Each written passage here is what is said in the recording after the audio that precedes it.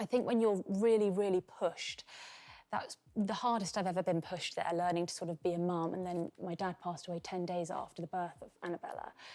I actually think a big thing that I have learned is that we are stronger than we think we are. We really are. And I think that we've all got it in us to be strong.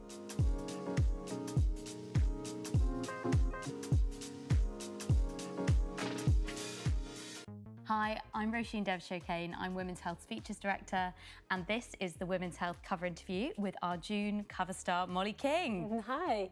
Right, let's get into it.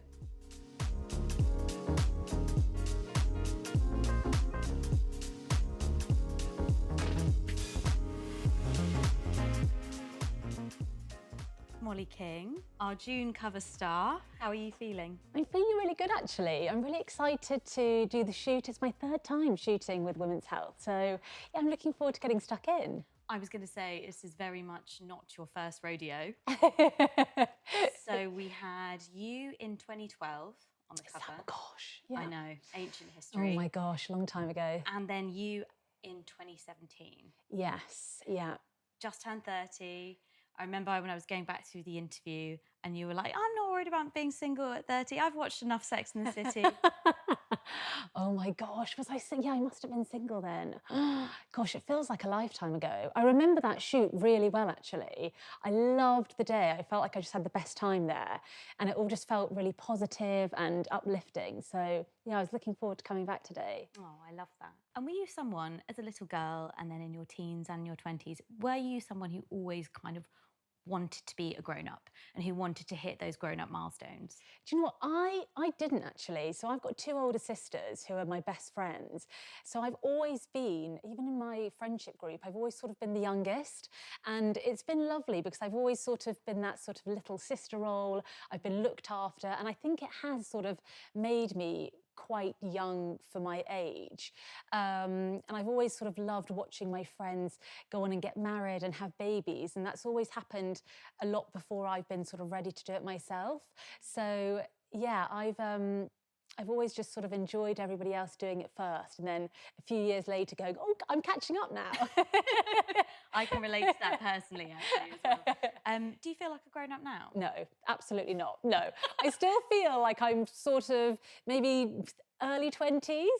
I still feel like I'm learning so much, which I think is a great feeling to have, actually. I feel like there's so much that I can always learn from every single person in a room. Everyone's got their own story and their own experience, and I just love to learn from different people around me. So yeah, I still feel a lot younger than I am. How long did it take you within broadcasting to feel like, okay, I know what I'm doing now? A long time. I'm still learning, to be honest, all the time. I mean, I love what I do at Radio 1. I feel like I have the best job in the world. And when I first started, I had no radio experience at all in terms of being on that side of the desk, being the presenter. I'd been the guest for years, but actually to be on the other side, asking the questions, learning how to actually run a desk and sort of run a radio show, I had no experience. So the minute I got the gig, I was like, right, I'm going to give this everything. I'm going to go in and I'm going to watch the best of the best. You know, I was lucky that I was partnered up with Matt Edmondson, who is a genius on the desk. But I went to watch the likes of Scott Mills and Annie Mac and Greg James. So I could really see, you know, the best of the best doing it. Like a whole list of radio icons there. That's it, yeah. I think I was so just in awe of everybody, and I was like, oh my gosh, I can't believe that I'm doing this. I was like, I have to give this my absolute everything, and I have to be the best that I can be. So yeah, I was there sort of shadowing everybody's shows. I'd always be messaging them like, can I come in and watch how you're doing this? They're like, yeah, come in. So yeah, it's been a lovely experience, actually, right from day one. Was it quite humbling? Yeah. Because I imagine then when you would have been on as the guest, you're the talent, you were the special person going in, and then suddenly you're on the other side and being like, can I come and watch and see how you do it? Was it quite humbling experience? It was really humbling. And I think that there's such a nice thing about being, you know, at this stage in my life and going into something and learning a completely new skill. Because I think a lot of the time we can get sort of stuck in ruts of like, this is who I am, this is what I do, and this is how I do it. But actually to go, right, I'm going to take on a completely new challenge here and, you know, do something that I've never done before, it was really exciting, and it kind of gave me that bug for like, gosh, what else can I try? And I wanted to talk to you because I know that you're a proud advocate for people with dyslexia. Yes. Having grown up with the learning difficulty, yeah. how did having dyslexia impact your life when you were a little girl? And I'm particularly interested to know how it affected your ability to kind of express yourself. Do you know what? It's such a good question. And I don't actually think it's until this stage of my life that I've actually been able to look back and realise what an impact it's had on me. I think that I went to a school that was quite academic, and I felt like for a lot of my childhood, I felt like I was behind my peers, and I couldn't understand why I couldn't do this thing that was seemingly easy to everybody else. And I would have proper anxiety about, you know, in English, you'd go around the class and everyone would read a paragraph, and I would sit there. I remember it so clearly. I'd sit there and I'd count how many people were in front of me. I'd be like, okay, there's 4 people. I'm going to pre-read the 4th paragraph down and check if there's any big words, check if there's anything that's going to make me stumble or trip up. And I think it made me quite an anxious child, and it made me second guess myself quite a lot. But I think it also made me a really hard worker and really determined to get to where I wanted to in life. I mean, if you told sort of 8-year-old me, who in year 4, I would always make any excuse I possibly could to nip out of the classroom when it was coming up to my turn to read. I would say, I need the toilet, or I forgot something in my bag. If you told the 8-year-old me that you're going to go into broadcasting and you're going to be reading things in front of thousands of people, I would never, ever have believed you. And I think that's a message that I love to kind of share, in that if there's something that you really want to do, if there's something that, you know, when you're up at night, you're thinking about that thing and that's the thing that excites you, that's the thing that you're passionate about, but there is an element there that does scare you, don't let it stop you. If that's the thing that you love, you have to go for it. And I think it's just about that preparation. You know, for me, with Radio 1, a lot of the time we are reading text, and it's just about me having pre-read things. It's the same with when I'm hosting TV shows. It's just about doing the preparation. And I do find it very interesting, the career transition that you've had. I wonder, is there an element, because obviously you were in one of the UK's biggest girl bands. Oh, thank you. And it was all super glam and very, obviously by the nature of being in the girl band in the 2010s, very image focused. Yeah, yeah. Is it nice now that your job is kind of more about conversation, kind of more about words and speaking, rather than it having to be this beautiful, perfect performance all the time? Yeah, it's so funny because, I mean, I'm so incredibly proud of what we achieved in the band. And, you know, people always would say to me, is it as good as you thought it would be? And I'm like, it actually is. Like, I loved every single minute of it. But it's so nice to be in a new chapter now and to be doing something completely different. I think at that time it was very image focused. But I'm so grateful that I had the other 4 girls to just experience that with, you know, the pressures and just the intensity of it all. But it's nice to now be doing something completely different and feel like I'm sort of wearing a different hat. And is it nice to be able to maybe go into the office in a hoodie every now and then? For sure, for sure. I mean, we cover the breakfast show a lot, Matt and I, when Greg's off. And, oh my gosh, just rolling in, yeah, in a hoodie, a cap, pair of leggings is the actual dream, yeah. Very, very different. Yeah. You know, one might be inclined to say, oh, you've had 2 really successful careers, but through my deep dive into Google yesterday, I realised that you were actually on track for another possible career, that you were on the Olympic track for skiing when you were a teenager. Is this correct? It was a different world, yes. So when I was 12, I was selected for the British children's team in ski racing, and it was basically my life up until I was about 17. So I got onto the adult squad, I think, when I was 14. But yeah, it was it was my world. But it was funny because I loved doing it, but I always had this dream inside to go into, you know, the entertainment world. So yeah, it feels like a lifetime ago. But it was amazing. It was amazing to experience that at such a young age. Do you ever have a sliding doors moment when you watch the Olympics, or the Winter Olympics, as it will be? Yeah, it's funny because I know a few of the you know, the competitors who are in Team GB, and to watch them go on to do what they're doing, I have so much respect. I mean, my God, they are amazing at what they do. I mean, they are the top of the top, and I wasn't at that level, but yeah, they're just doing so well. In your future then, would you ever see yourself maybe stealing a spot on hosting the Olympics, or maybe segueing into sports broadcasting at any point? Do you know what? I think that the thing that I recently did a challenge for Comic Relief, and that was a bike ride, which was really quite tough. But I think one of the things that has taught me is just how much sporting events bring people together, whether it be through radio or TV. It's such a nice bonding moment, and I am still competitive. I have that competitive edge, so it would be something that would be fun to do. Stuart's gone into punditry now, so I think that it'd be quite fun to have him sort of teach me a few bits. But yeah, you never know. And then you could be competitive about that as well with each other. Of course. Who's going to be the first to present Sports Personality of the Year? 5-year plan. Now, you spoke there about your bike ride, which I think is probably an understatement of the year. How many miles was it in total? It was over 300 miles, so it was about 70 miles a day for 5 days. Not that I was counting, you know. Every single one, tick, tick, another one, we've done it. Yeah, it was quite an undertaking. And just the most staggering result, over 1,300,000 raised for Comic Relief. Yeah, I still think about it all the time, and I get so emotional thinking about how much support I had.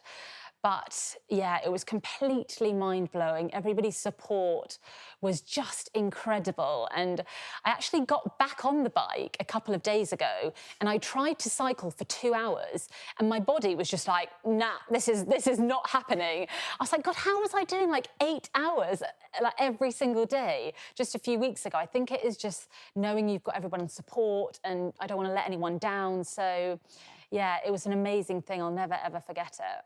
And with, obviously, the Comic Relief Challenge, for an amazing cause, I'm interested to know, because there's also, you know, there's lots of ways that you could have raised money. Yeah. Why an endurance challenge?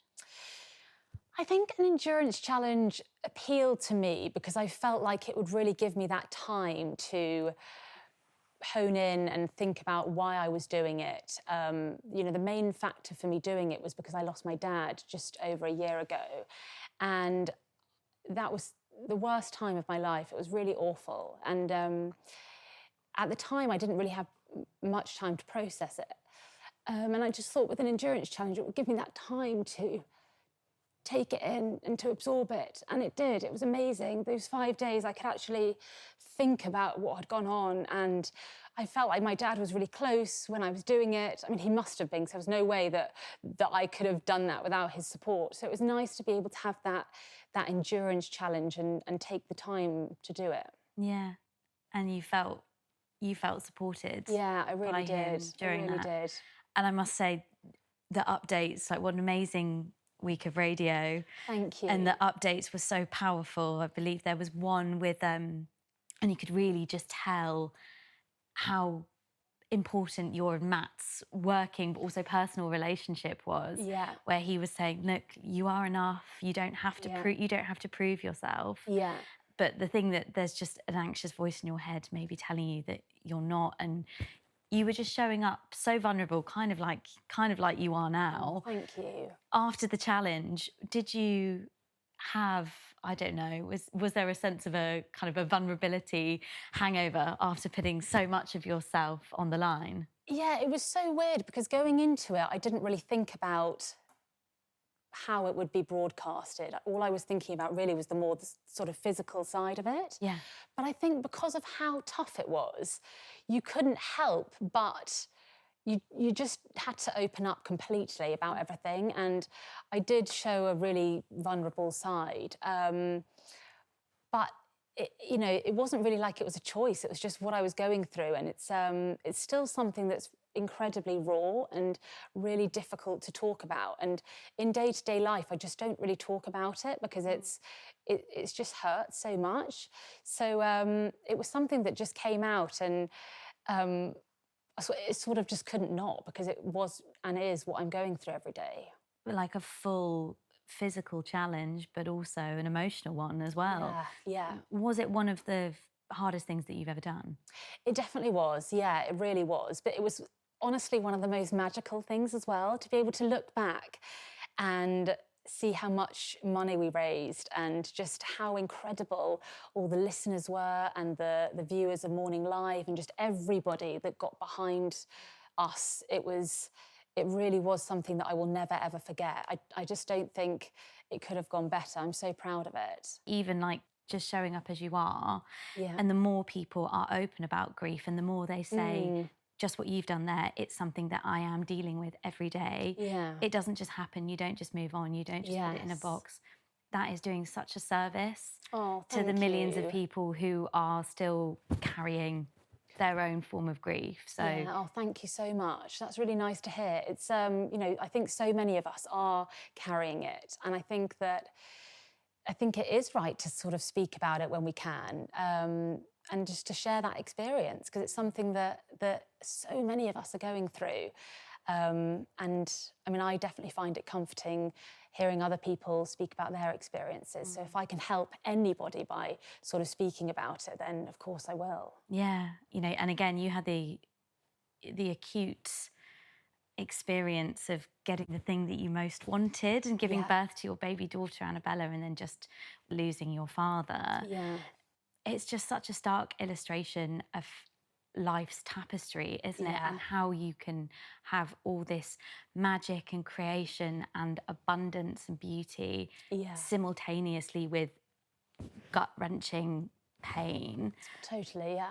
What, if anything, I mean, I'm sure it's taught you so much, but if you can crystallise your learnings into a lesson or one thing, may I ask what that is? Yeah, of course. Gosh. I think it's just that you can never predict what's going to happen. When I found out I was pregnant, my dad was the healthiest person I knew. My dad was really athletic. He'd run 3 marathons in his time. He still was super strong. And so to then find out halfway through my pregnancy that he had a brain tumour and that we didn't have long with him was such a shock. A shock feels like an understatement. It's just so unexpected. But like you say, at the same time, to have had my little girl, who is the most special and incredible thing that I could ever have dreamt of. I couldn't have dreamt of anything better than her. She's just my world. To have experienced those two things at the same time is just, you just never think that's going to happen. But I think it's to just be kind to yourself, to know that you never know what's around the corner, and to just take every moment as it comes, really. And also I think when you're really, really pushed, that's the hardest I've ever been pushed there, learning to sort of be a mum. And then my dad passed away 10 days after the birth of Annabella. I actually think a big thing that I have learned is that we are stronger than we think we are. We really are. And I think that we've all got it in us to be strong. And it's just about kind of, support yourself, be your own cheerleader. And just to know that you are strong, really. Yeah, that's really important. How are you now? I'm really good, I'm every single day when I hold Annabella and Stuart's there next to me, I feel like the luckiest person in the world. And my family are incredible. We've been through so much in the last 18 months, but I feel really, really lucky. I feel like I'm doing a job that I adore with somebody who I think is just fantastic. And I've got my little family, and I know that my dad is still with me. I know that he's going to go through the rest of my life with me, and I feel really happy and really content. So yeah, I feel really good. I'm so pleased to hear that. And Thank you. I just think the way that you talk about your daughter is so beautiful. Oh, thank you. Thank you so much. No, you just seem to sound like you absolutely bloody love being a mum. Oh, I love it. I absolutely love it. I just do. I just want to squeeze her all the time. She's at the age now where I'm like, darling, can I have a kiss? And she started to be like, already. I'm like, what? But she's magic. She's incredible. I'm that mum that's there like, oh, let me get a picture all the time. And he's like, oh my gosh, we've got a picture of this. I'm like, no, but I need to take like the 20th one of the day. I am so annoying. But yeah, it's incredible. It really is, yeah. Stuart and Annabella are both there. So she's going to be learning his eye roll at 18 months. Definitely, yeah. You mentioned earlier that your friends were kind of always a few years ahead of you. Yes, yeah. So are their kids all older now? Are you navigating different stages of the motherhood journey or the motherhood question? Most of my friends' children are a few years older than Annabella. So I kid you not, I was that annoying friend who at like 1 a.m. in the morning would be messaging, being like, I'm not quite sure why she's not wanting to go to sleep now. Any ideas? And they'd be like, oh my gosh, we've only just got our own kids down. But they have been amazing. My best friends are like, you know, they're family. They've gone through everything with me and they have taught me so much. I knew nothing about sort of being a mum and how to look after a baby before having her. So we have learned so much, and that's been kind of credit to my family, you know, my mum and my sisters and my best friends who have literally kind of talked me through everything. Yeah. They're very patient with me, that's for sure. I love that. Again, as I say, I'm not a mother, but having covered quite a lot of you know, the discourse that can kind of fly around online about motherhood and early parenthood, it can often sometimes be quite intense on social media. Everyone seems to have an opinion about how you should do things in the first year, the first few years. Does that chatter ever get in your head and impact or affect the way that you choose to show up online? Gosh, good question. I felt that with a lot of the parenting things, I have gone to the people who are basically my closest, like my nearest and dearest. That's my sisters, my mum, and my best friends.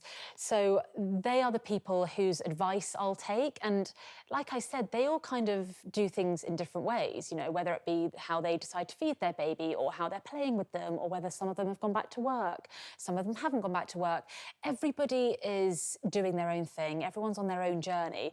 And those are the people who I've kind of looked at for advice rather than going online, because it's just, there are so many opinions. And I think really whatever you think is right for your baby is the right choice. We've all got, you know, so much going on. And I think that you, a lot of the time, feel in your gut. Your gut tells you what the right thing is for you. And yeah, that's just kind of how it's been with Annabella. So kind of, yeah, not tapping into the noise for that. Yeah, going to trusted sources. Yeah, I've been really lucky actually with my Instagram account and social media. My followers are so lovely and so supportive, and I have asked them for advice with lots of things like, oh, you know, what's the best cot, or has anyone got a good travel pram? And they're so brilliant with advice, and that has been lovely. But with a lot of the other things, sometimes I just feel like my gut knows, and that's just the route I'm going to go down. Yeah, a great route to take. And speaking of your gut, this leads us on nicely to your health and wellness habits. Ooh, and what is helping you feel your best right now? So you mentioned getting on a bike. Yeah. Absolutely not. Well, yeah, it's weird because I fell in love with cycling whilst sort of training for the challenge and on the challenge. I think my body at the moment is kind of like, don't put me back on that saddle just yet. But it's definitely something I'm going to continue. I mean, I have to. I learnt everything over those few weeks. I knew nothing. I'd never cycled on a road. I'd only cycled sort of, you know, on a pavement here or there. And I would feel completely ridiculous to sort of just brain dump all that information that I've been lucky enough to learn through doing the challenge. I'm like, no, I have to go forward and take everything that I've learned and, yeah, just live with this information. It was really great learning how to properly cycle a bike.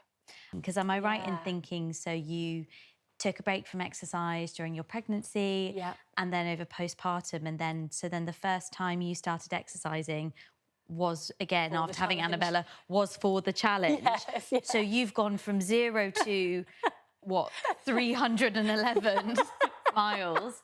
And now it's kind of about working out what works for you as a mum. Exactly that, yeah. I'm now at a point where I'm like, right, how am I going to fit this into my lifestyle sort of realistically so that I can carry this on? Before having Annabella, I've always loved exercising, and I feel like it's been really good for my mental health as well as sort of keeping me fit and strong. So it's something that I have sort of missed doing whilst being pregnant, and since having Annabella, I didn't do anything at all. So I sort of went from nothing to, oh my gosh, I've got to train for this challenge. I was getting on sort of like an exercise bike at home at like 9 o'clock at night, because it was the only time I often had. Whereas now I'm like, right, I need to have a bit of a routine that's sustainable, that I can keep doing for months and months to come. But I'm sort of trying to carve that out at the moment, because I do love exercise, and it's kind of reminded me how much I love it doing the challenge. Is there anything that you think you're going to lean on? Any sort of classes that you want to try? Or are there any PTs that you're thinking, oh, right, I'm going to get your number and you can show me what to do? I'm really keen to get into Pilates. I've heard so many good You and things. everyone. I know. I've done like the slightest bit of reformer, and I've loved that. But I really want to get into Pilates, and I have got a Peloton now, so I'm gonna stick with that, I think, for some cycling. Who's your favourite Oh, instructor? so many. I love Ali Love. Yes. I love Kendall Toole. Yeah, they just give me those positive vibes. They're like, well done for getting on the bike. I'm like, yes, well done for getting on the bike. Yes, well done, you. Yeah. Everyone needs that little bit of affirmation. Yeah, exactly. What else is in the mix or in the picture for the rest of this year? Just to enjoy everything as it comes. I've got a new show on Radio 1 starting in July, which I cannot wait for. I'm so excited.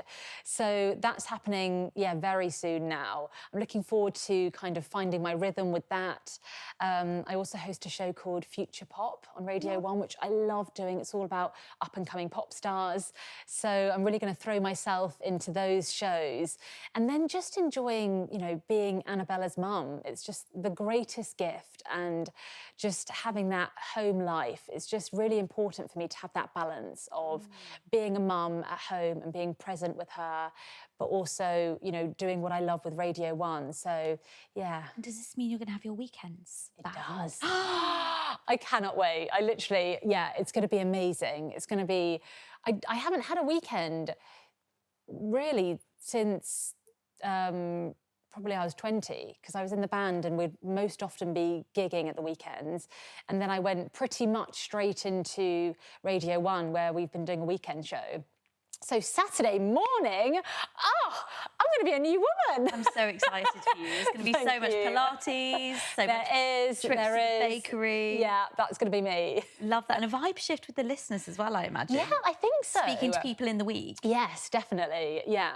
I feel like what we would really love is to just become part of people's routine. So they go, OK, we know that Matt and Mollie are on 1 till 3:30, and just to become like, you know, their friends and their buddies that they listen to every day. Well, that is the spot in the day when everyone needs a little boost. That's it. Exactly. Everyone needs a little positive boost, and I cannot think of anyone better to deliver it. Thank you so much. No, it's been a real pleasure. Oh, thank you.